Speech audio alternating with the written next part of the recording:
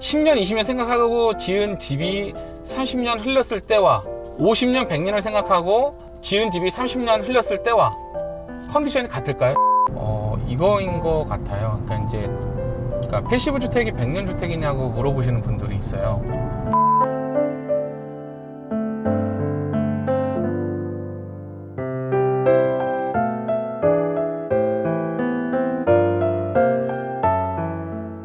가온파에게 구독, 좋아요는 큰 힘이 됩니다.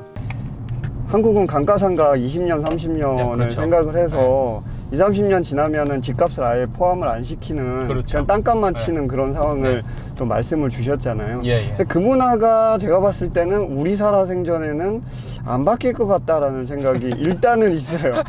한국 사람들 생각보다 잘 안 바뀌잖아요.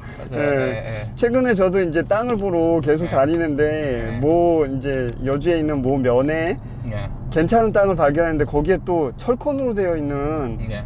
주택이 하나 작은 게 있더라고요. 예. 근데 제 머릿속에는 야 저거 살려갖고 저거 뭐 창고가 아니라 조그만한 네. 이제 작업 공방 같이 네. 꾸미면 너무너무 좋겠다라는 네. 생각이 들어서 제가 제일 먼저 했던 게 네. 일단 골조 부분이 튼튼한지 네. 사진으로 곳곳을 찍어갖고서 네. 철콘 시공 전문으로 하시는 몇몇 빌더분들한테 네. 보냈어요. 네네. 보냈더니 그 당시에 이거 되게 튼튼하게 지은 것 같은데요? 네네. 이런 말씀을 들으니까 야 이거 골조 거저 얻었다. 예. 그냥 내가 이제 외장 내장만 조금 손대면 네. 굉장히 비용 세이브하면서 내가 좋은 공간까지 네. 땅과 함께 네. 갖고 오겠다는 생각을 했는데 네. 부동산에 물어봤더니 네. 보러 오는 사람들 대부분이 전부 다 저거를 그냥 어떻게 하면 빨리 부술까. 그래서 그 원래 지주한테 저거 철거 조건으로 네. 철거를 다 해줘라. 네. 그냥 맨 땅만 줘라. 네. 뭐 이런 이야기들을 조건으로 한다고 얘기를 들었어요. 그러니까 아직까지 많은 분들의 마음속에는 네. 일단 20년, 30년 지난 주택은 네. 목조든 철콘이든 네. 일단 얘는 수명이 다 했다. 예. 그러니까 버려져라. 예, 이건 철거해야 된다라는 생각이 아직도 많은 것 같아요. 그러니까 그런 측면에서 봤을 때 한 곳에서 대대손손 뿌리를 내리고서 있을 게 아니면 네. 사실 튼튼한 골조 여기에 너무 이렇게 몰입돼서 엄청 비싼 네. 골조 비용을 들여가면서 집을 짓는 게 맞을까라는 퀘스천이 사실은 조금 남기는 하는 것 같아요. 그거는 네. 예, 공감할 수 있는 얘기고요. 이거인 것 같아요. 예를 들어서 이제 제가 이제 뭐 화성에 살고 있으니까 화성에 단독주택을 짓는데 이제 뭐 3억이라는 돈을 썼어요. 3억이라는 돈을 썼다고 칠게요. 그러면 이제 좀 싸게 공사하면은 뭐 2억 4천, 좀 비싸게 공사하면 3억, 한 6천만 원 차이가 난다고 칠게요.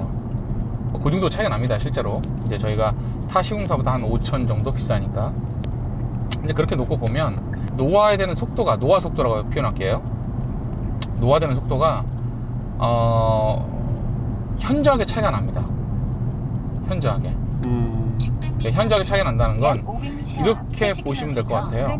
옛날에요, 차인표 씨가 무슨 방송에 나왔는데 거기 나오던 그 동네 주민 중에 한 분이 있었는데 이렇게 말을 두 분이서 텄거든요. 근데 차인표 씨랑 동갑이래요. 근데 차인표 씨보다 한 10살은 더 많아 보였거든요.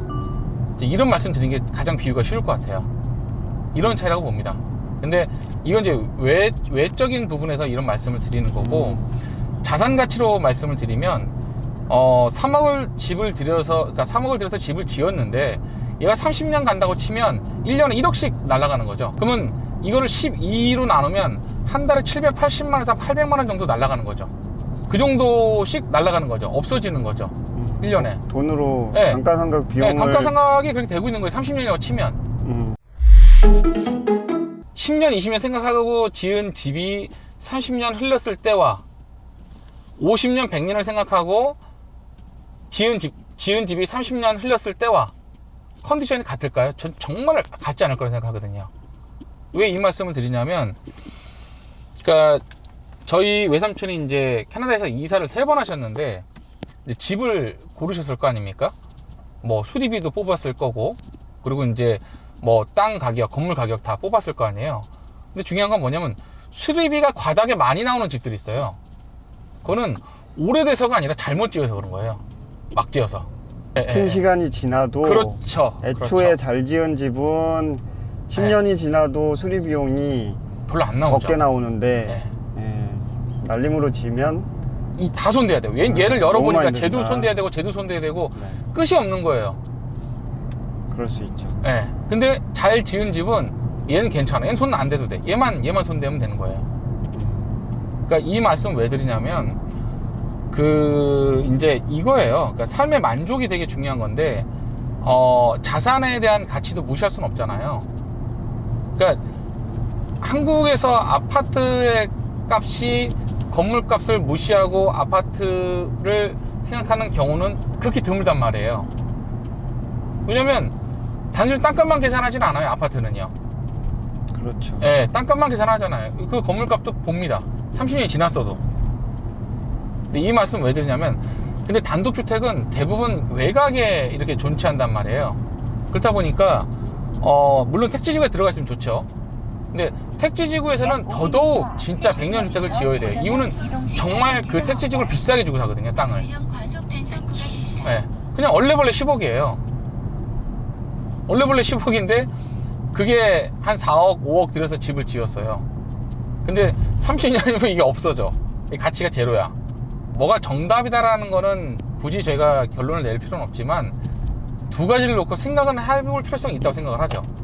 실제로 100년 주택을 지을 때 가장 핵심적으로 고려해서 지어야 될 포인트가 뭘까요? 그러니까 제가 볼 때는 이거인 것 같아요.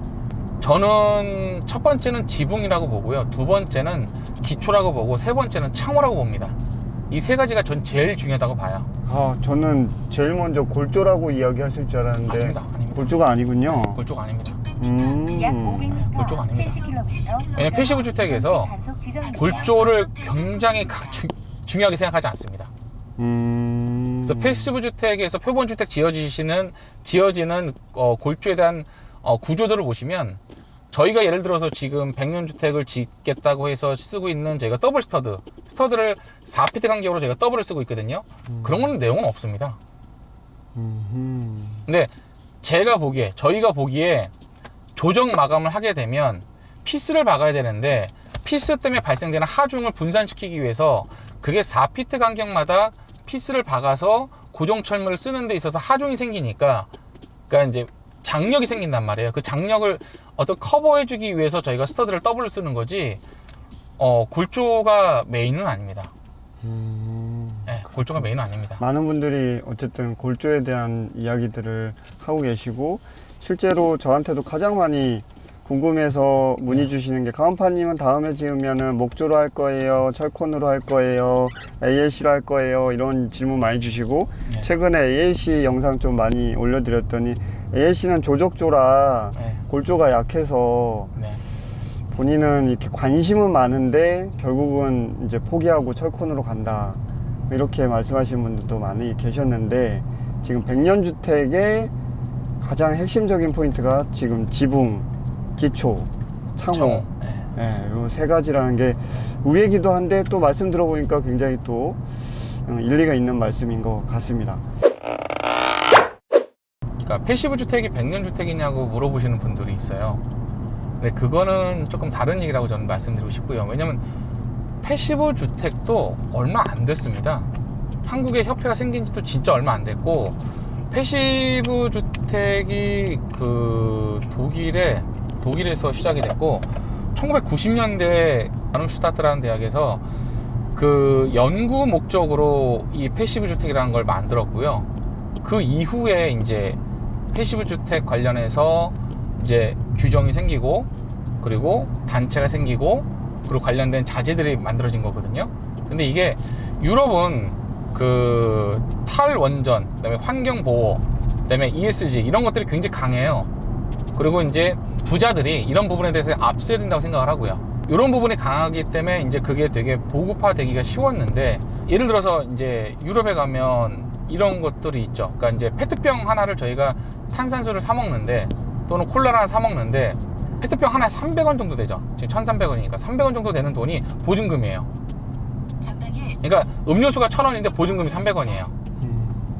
그건 다시 갔다가 환원해야지만 300원 돌려받는 거예요.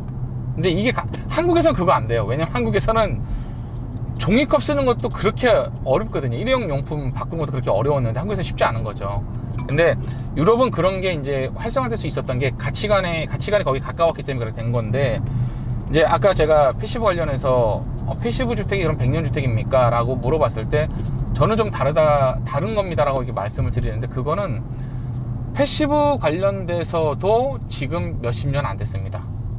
90년대부터 해가지고 지금 2020년이면 30년 내외거든요. 뭐 50년, 100년 된 게 아니에요. 그러니까 이것도 생긴 지가 얼마 안 됐어요. 얼마 안 됐고, 관련된 규정이나 좋은 자재나 이런 것들을 계속 그 다른 주택에 가면은 이렇게 표본해 놓은 공간들이 있습니다. 그 공간에서 테스트를 하고 있거든요.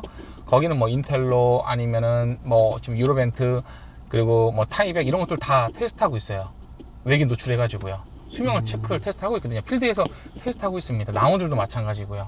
하고 있는데, 중요한 건 이제 거기는 그 가치관이라고 치는데, 한국에서의 패시브 주택은 독일의 패시브 주택과 동일한 기준은 아닙니다. 좀 다릅니다. 예, 다르고, 예를 들어서 미국에 가면 미국은 슈퍼 이제로 하우스가 있습니다. 그거는 이제 패시브 주택과 비슷한 내용을 담고 있어요. 근데 좀 다른 부분들이 있습니다. 네. 그리고 일본은 이제 일본의 주택 문화가 조금 춥게 지내는 게, 그러니까 일본의 실내 온도의 기준은 20도입니다. 한국처럼 24도, 25도가 아니에요. 그래서 일본 주택은 좀 추워요. 이것 때문에 제가 욕먹을 수 있겠지만, 일본 주택 춥습니다. 진짜로 추워요. 따뜻하다고 뭐 패시브 어쩌고 얘기하는데, 전 거기에 동의하지 않고요. 춥습니다. 오늘 100년 주택에 관련된 이야기들을 차에 이동하면서 쭉 말씀을 드리고 있는데요. 배가 너무 고픕니다. 네. 오늘 영상 여기까지 마무리하고요. 일단 먹어야 사니까. 제가 요즘 16대 8 간헐적 단식을 하고 있는데 11시부터 뭘 집어 넣었어야 되는데 지금 물만 먹고 있어요. 12시가 다 되는데. 그래서 네, 이제 당 떨어지는 제 얼굴 표정이 보이시죠? 그래서 먹으러 가겠습니다. 오늘 여기까지 줄이고요. 종종 이제 기회 나는 대로 수진재가님과 건축에 관련된 이런저런 조금 민감할 수 있는 부분들, 그리고 여러분들이 또 정말 궁금해하실 좀 가려운 부분들 긁어주는 시간들 종종 갖도록 하겠습니다. 인사 말씀. 네, 감사합니다. 다음에 또 뵙겠습니다. 네, 다음에 뵙겠습니다. 감사합니다. 지날 때 잠깐